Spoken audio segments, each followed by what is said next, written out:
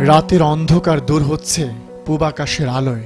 সুই সুতার কারিগররা বেরিয়ে পড়েছেন সংসারের দায়ে। দক্ষ হাতে হাজার কাপড় সেলাইয়ের ভার, সেলাইয়ে দারুণ ছন্দ, চোখেতে মনের ভাষা।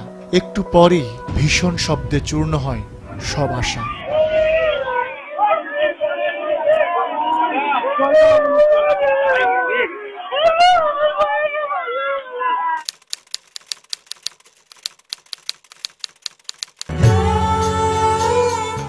চূর্ণ হলো যে আশা, ধসে পড়ে গেল সব, ধসে পড়ে গেল গার্মেন্টস।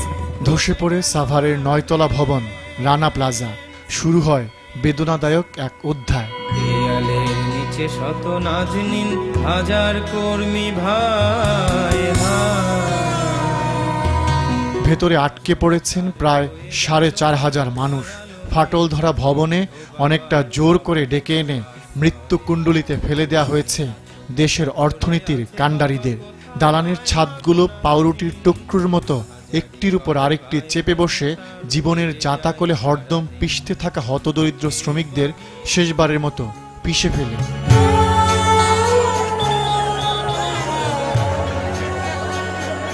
জীবিতদের বাঁচার আকুতি আর স্বজনদের আহাজারিতে ভারী হয়ে ওঠে সাভারের বাতাস।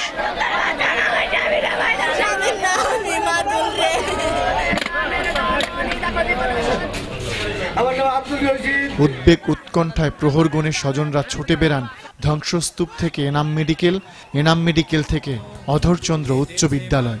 অগণিত লাশের ভিড়ে খুঁজে ফেরেন পরম আত্মীয়কে। এ যেন বেদনার আরেক বিষাদ সিন্ধু।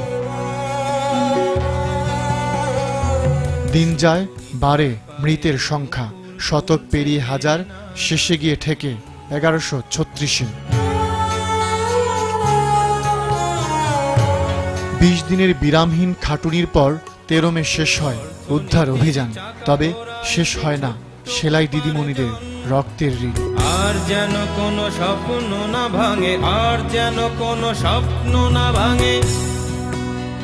নাজনীন রত্নাদের স্বপ্ন ভেঙেছে, আর যেন নাজনীনদের স্বপ্ন না ভাঙে। অর্থনীতির চাকা সচল রাখতে দক্ষিণী দেশটির তাদের যে বড়ই প্রয়োজন। নাজনীনদের জীবন বাঁচানো বড় যে প্রয়োজন।